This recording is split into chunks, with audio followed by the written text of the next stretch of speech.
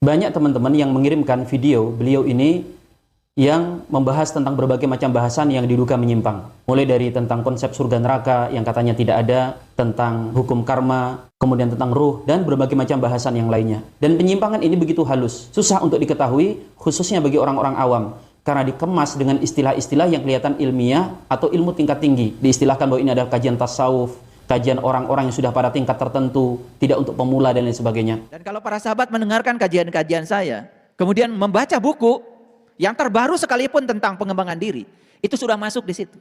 Itu artinya apa? Artinya saya sudah merespon semua buku itu. Ada buku apa yang terbaru? Pasti saya tahu. Ini saya sudah bicara konsep kehidupan tingkat tinggi. Hanya untuk orang-orang yang sudah dewasa. Yang belum dewasa, jangan dengerin dulu kajian. Dan saya lebih kaget lagi, ternyata beliau ini adalah orang yang sangat awam. Mari kita simak video berikut ini. Quran surat Al-Qari'ah. Sayang sekali, surat Al-Qari'ah selama ini diterjemahkan hari kiamat. Saya juga bingung. Kok Al-Qari'ah hari kiamat? Padahal Qari itu adalah pembaca laki-laki. Qari'ah pembaca perempuan. Pakai alif lam itu kata benda. Menjelaskan bahwa Al-Qari'ah itu si pembaca. Jadi Al-Qari'ah itu artinya apa? Pembaca. Pembaca apa? Pembaca kitabmu. Kalau kalian sudah berhasil membaca kitab amalmu sendiri, kalian itu sudah jadi Al-Qari'ah. Mal-Qari'ah, apakah pembaca itu? Wa ma adraka mal-Qari'ah.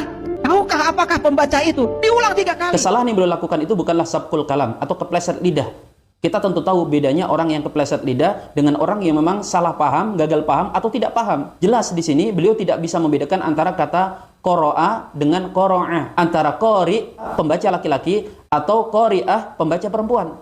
Sedangkan kata al-qori'ah itu dari kata qoro'a, yaqro'u. Artinya mengetuk. Jadi kalau al-qari'ah itu artinya pengetuk. Di antara turunan maknanya nanti adalah hari kiamat. Dan kesalahan seperti ini tidak harus para kiai, bahkan tidak perlu santri tingkat tinggi. Cukup anak-anak ibtidaiyah yang sudah mulai belajar bahasa Arab, mereka akan tahu bahwa ini adalah kengawuran tingkat tinggi. Maka di sini izinkan saya untuk menyeru lembaga-lembaga Islam, MUI, kemudian lembaga dakwah di NU dan Muhammadiyah, termasuk pihak yang berwenang yaitu Kemenak. Mari kita bersama-sama membentengi akidah umat ini. Karena ini bukan lagi cuma masalah khilafiyah, ini jelas penyimpangan. MUI itu punya wewenang untuk menurunkan fatwa. Masalah Palestina, kemudian turun fatwa ketika ada seorang yang menistakan agama, makan daging bab 1 dengan membaca bismillah, kemudian diturunkan fatwanya. Kalau yang seperti itu kena fatwa, mereka ini seharusnya lebih kena fatwa. Kalau kemudian timbul kekhawatiran MUI terlalu ikut campur, berpihak pada kelompok tertentu, baiklah, kalau memang tidak mau demikian, hendaknya kalau ada penyimpangan-penyimpangan seperti ini, diadakan dialog, diskusi, debat, supaya masyarakat tahu. Karena kalau kita hanya men-state seperti ini, banyak pihak mengatakan, itu kan versi Anda, belum ketemu langsung dan sebagainya.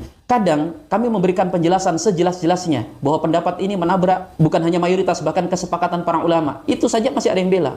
Maka alangkah baiknya kalau MUI, baik tingkat pusat atau daerah, jika ada pihak yang dicurigai menyimpang seperti ini, undang dalam meja diskusi, supaya masyarakat bisa mengetahui tentang penyimpangan pemikiran tersebut. Dan untuk membantah penyimpangan seperti ini, tidak butuh orang benar-benar alim. Biarkan kami, para santri-santri, para penuntut ilmu ini yang turun gunung. Dan saya sangat yakin, masih lebih banyak lagi mereka yang lebih siap daripada saya dengan keilmuan yang jauh lebih siap.